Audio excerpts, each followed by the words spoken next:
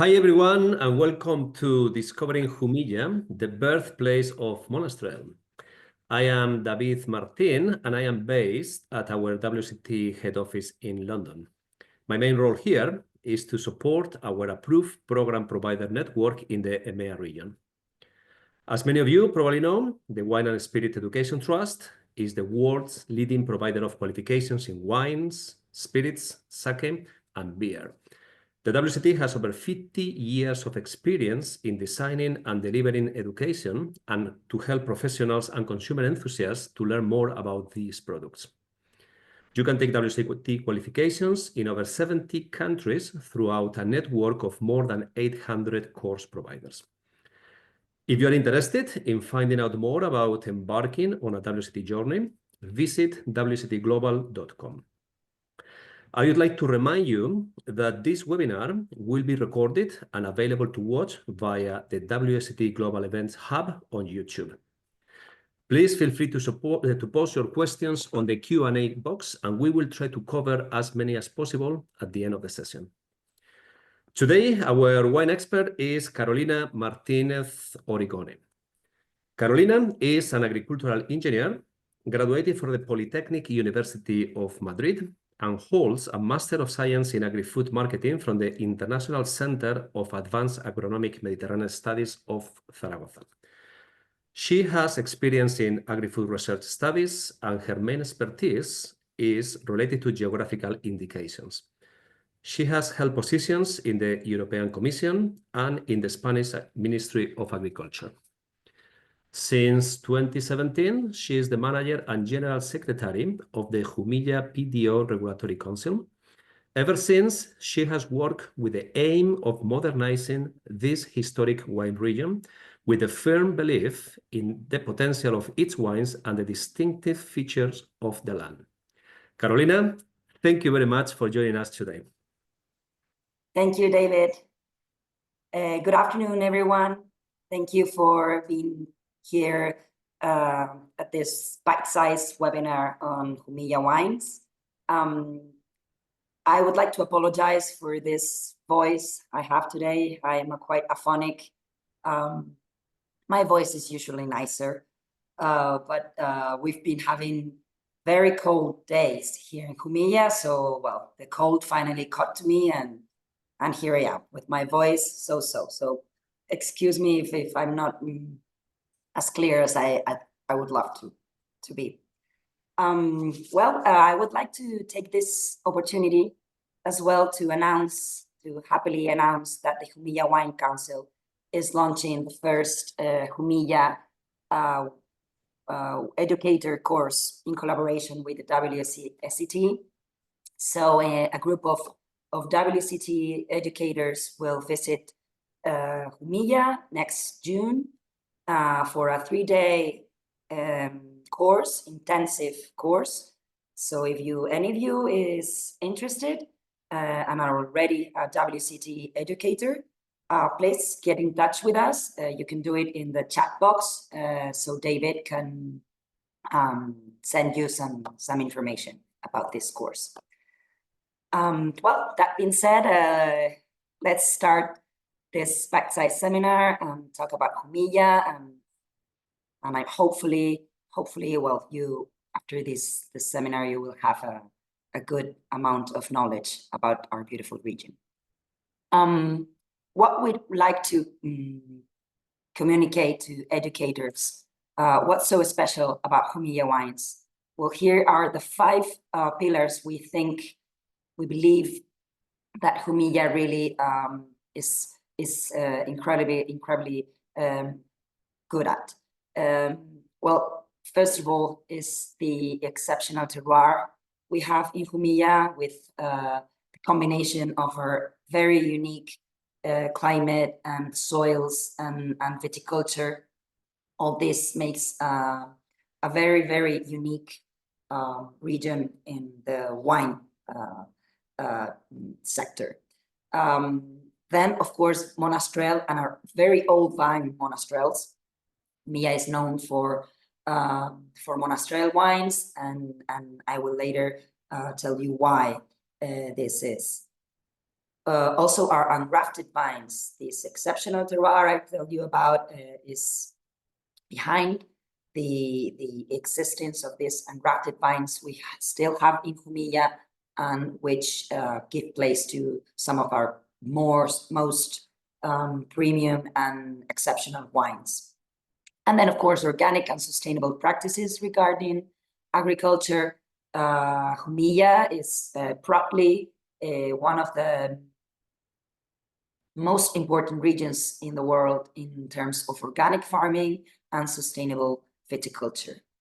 And last but not least, we're very content with the international acclaim we're gaining day after day, and the wines in Jumilla are gaining recognition all around the world. And after these 5 pillars of Jumilla wines, well, of course, first question, where is Jumilla?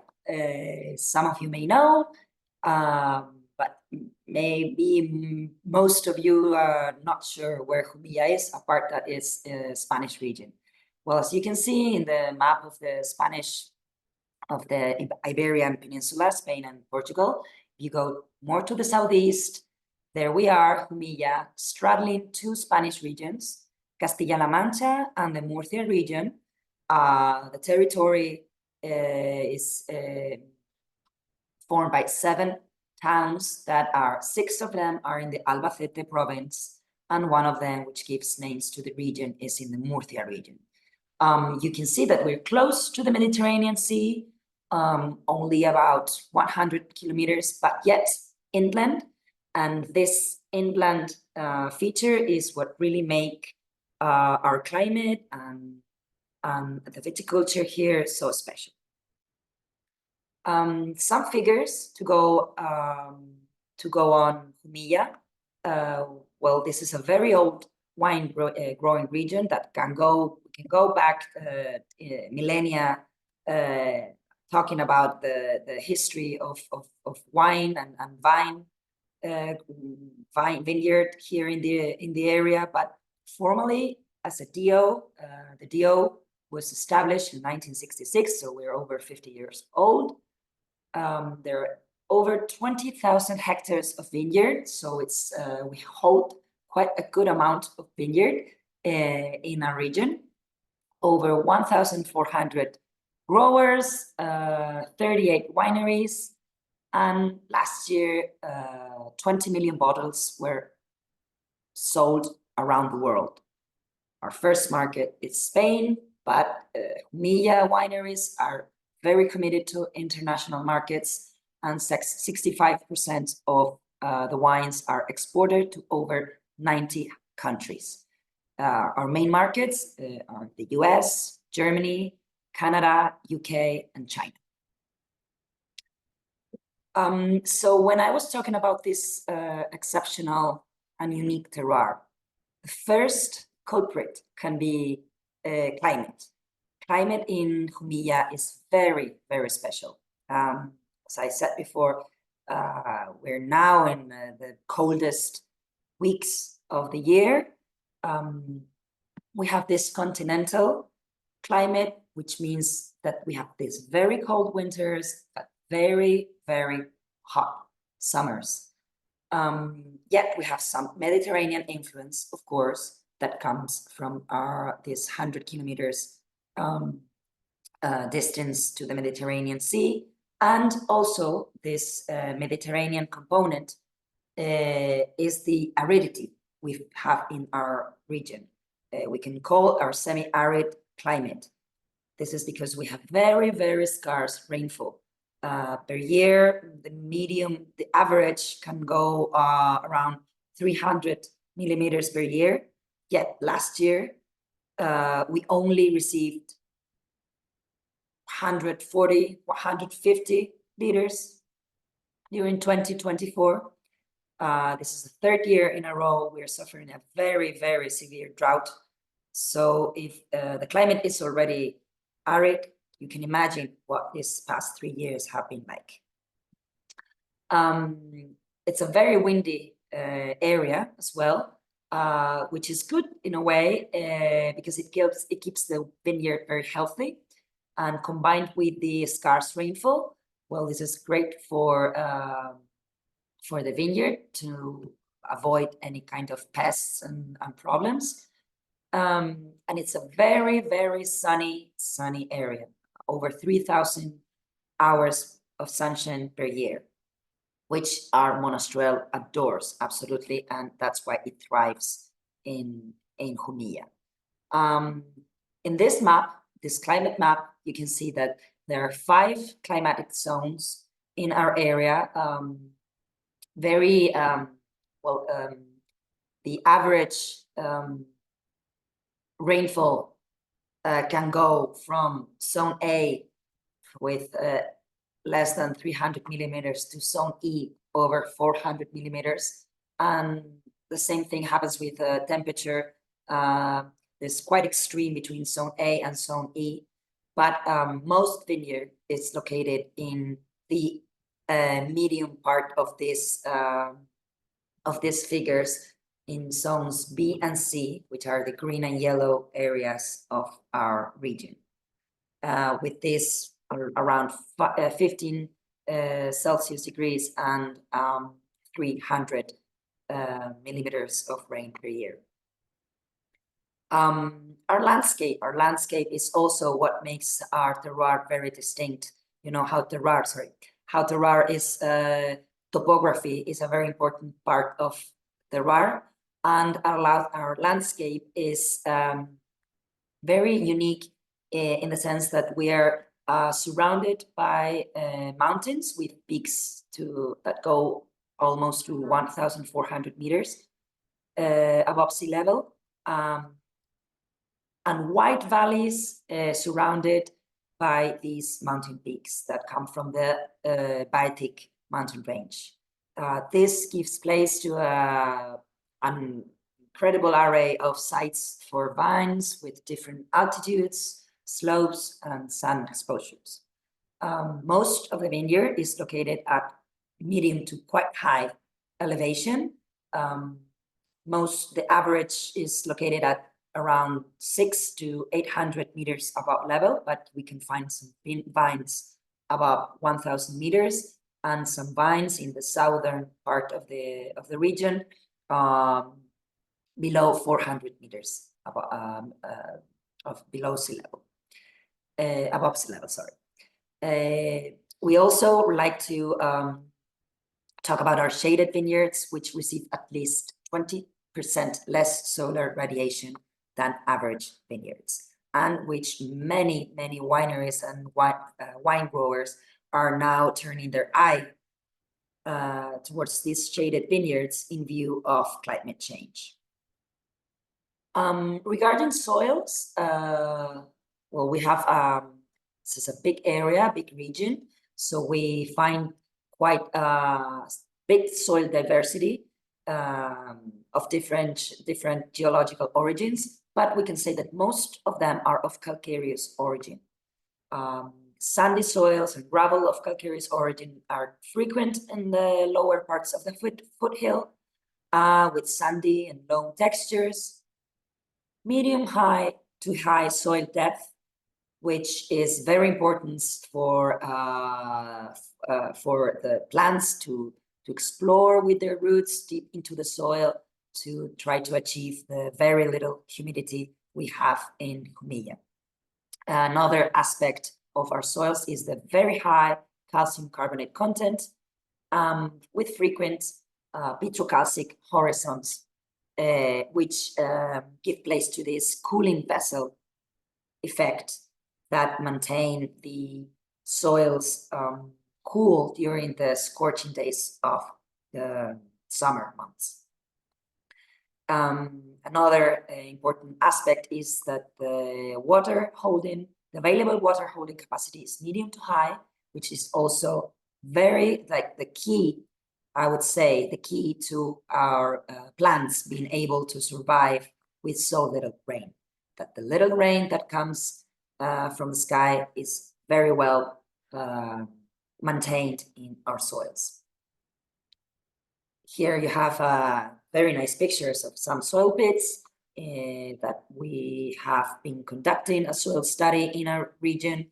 And here you can see the diversity, different horizons, you can at least try, well, you can see that there we have more sandy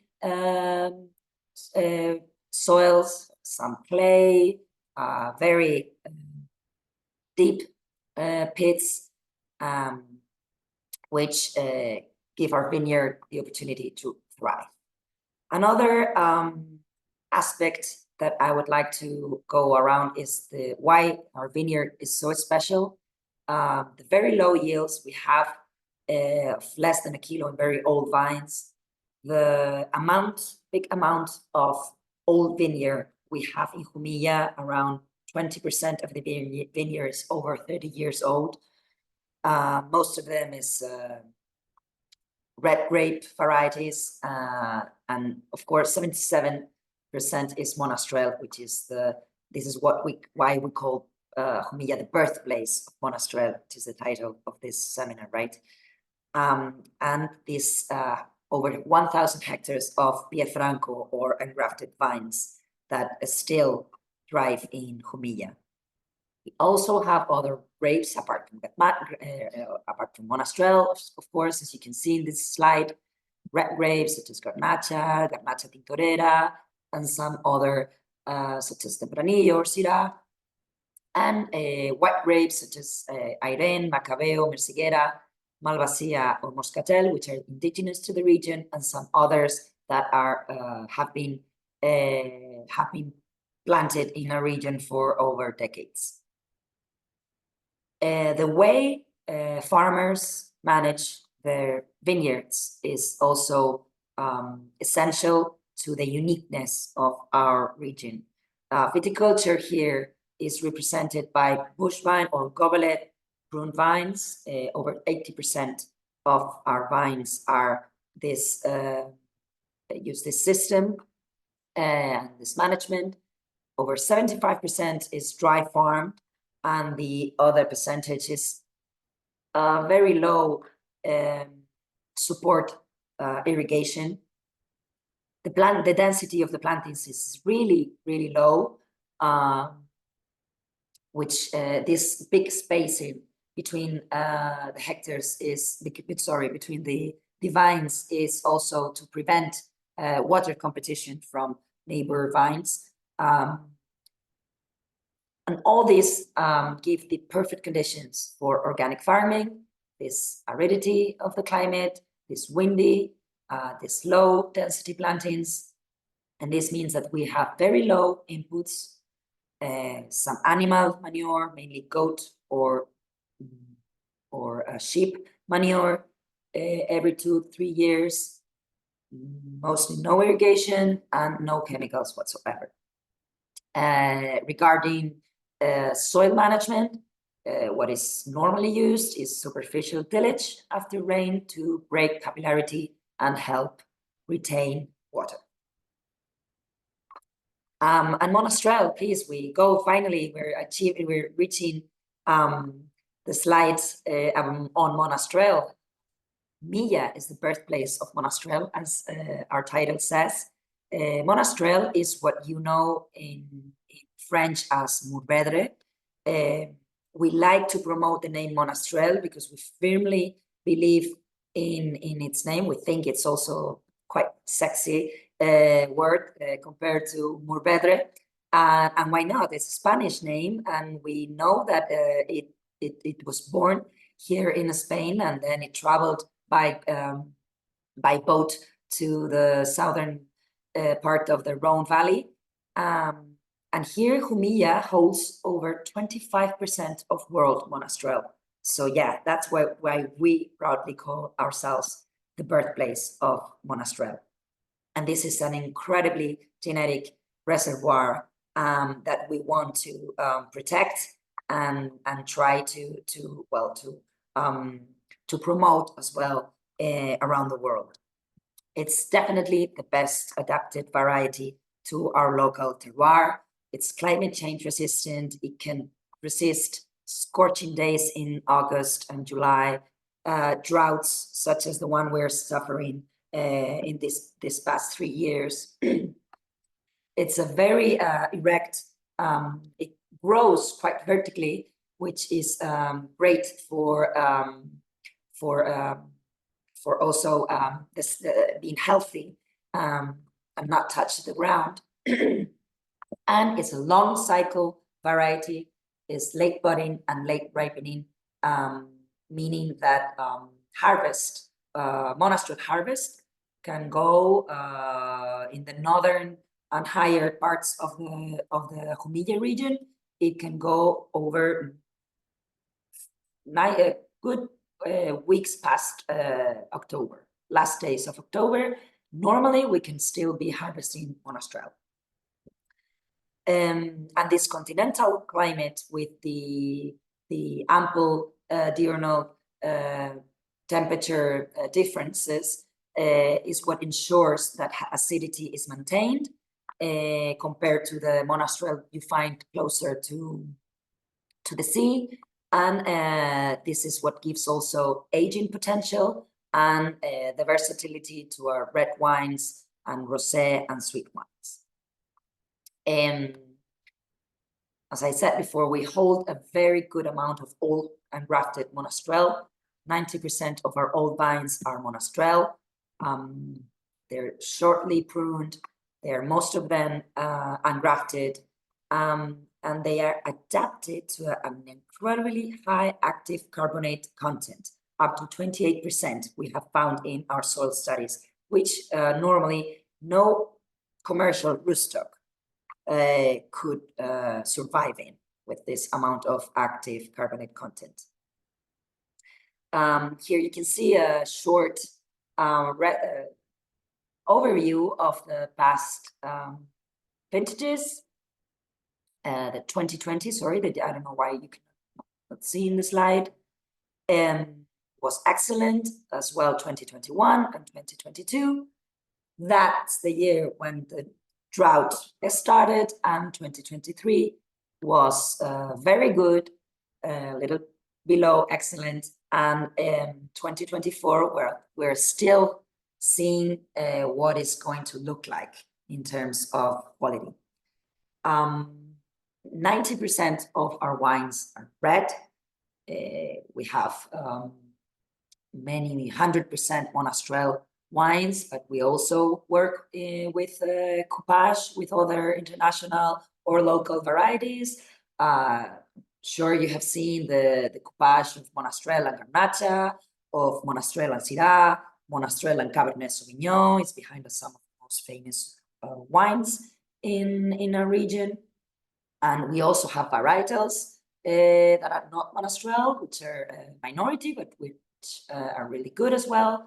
And the style is also goes from vibrant, fruity, and oak wines to more oak, chalky texture, complex wines, to more fresh and vibrant as well oak wines. Rosé wines account for 4% sorry, of the wines produced in Jumilla, mainly Monastrell, very citrusy and crisp wines. White wines represent 5% of the wines in Jumilla, and in the latest years, we're witnessing an upcoming rise of premium white wines. We are witnessing the rise of Iran in the region, which has always been here, is an indigenous variety of Jumilla, but which it's a variety that was somewhat overlooked in the past, and now some of our most premium wines are made using Iran variety. And last but not least, we need to highlight our amazing sweet wines, which represent only 1% of production, but which give this prestigious sweet Monastrell wines, which if you haven't tasted, please, I absolutely recommend you to try them, because they are nothing but amazing balanced sweet wines, which pair with any kind of food. And that's it. I hope that you have enjoyed this short presentation. This is only a bite size, as the title of the webinar says. And if you have some questions, we have now some minutes to try to answer, if I can, some of them. Thank you very much. Thank you very much, Carolina. That was very, very interesting. There are a few questions here. Unfortunately, we won't have time to go through all of them, but I will try to select a few of them as we can go through. So one of them, so Dominique is asking whether you have always harvest at the beginning of August, and whether that is something to do with the higher temperatures now, or is a traditional way of doing it in your region? Well, the thing in Jumilla is that we need to take into account regarding harvest dates, is that we are in a region that is quite big in terms of surface, and that goes from low elevation to high elevation, southern to north latitudes. So and then we have a lot of different varieties planted here. So early August, and actually this year for the first time at 30th of July, we have started the harvest in Jumilla, but where? In the southern and lowest altitude area of the region, and with the earlier varieties, such as some whites varieties and some red varieties, such as Garnacha, which is an early ripening variety. But in the south, then it can go up and up in terms of altitude and in terms of latitude. And then we can go until October, as I said. But yeah, apart from that, as I said, this year it has been the earliest year in terms of harvest dates. Okay, thank you. Yeah, very good. Another question I have here is Honor is asking whether you can tell us the typical notes of an aged Monastrell. No oak, you mean? Sorry? The typical notes, how the profile, the flavor profile of the nose profile of an aged Monastrell. Meaning with barrel. Yeah. Okay, sorry. I wasn't clear if it was barrel or no barrel, or oak or no oak. Okay, with oak in barrels or whatever. Okay, well, I would absolutely first say balance. Balance in Jumilla red wines, aged wines is key. We have this balance between the quite alcoholic content of around 14.5 alcohol content, acidity and sweetness. This is quite balanced in general, thanks to our climate, thanks to the harvesting ways for our wineries. In the nose, I absolutely feel that Mediterranean plants are always there, present. Regarding reds, you can feel the thyme, you can feel the rosemary, you can feel that Mediterranean plants. You can feel some red, also red black fruits, not jam, but fresh and ripe, such as strawberry, blackcurrant. And the Monastrell specifically has also some sort of spicy aspect that sometimes people may be confused with the use of wood, the use of barrels and oak, but that spicy component of Monastrell is normally present in most of Monastrell oak wines as well. Okay, thank you. Very, very good. Very interesting. Thank you very much, Carolina. I'm afraid we don't have any more time for questions. So thank you very much, everybody, for watching today. Please complete the feedback poll that you can see now on your screen.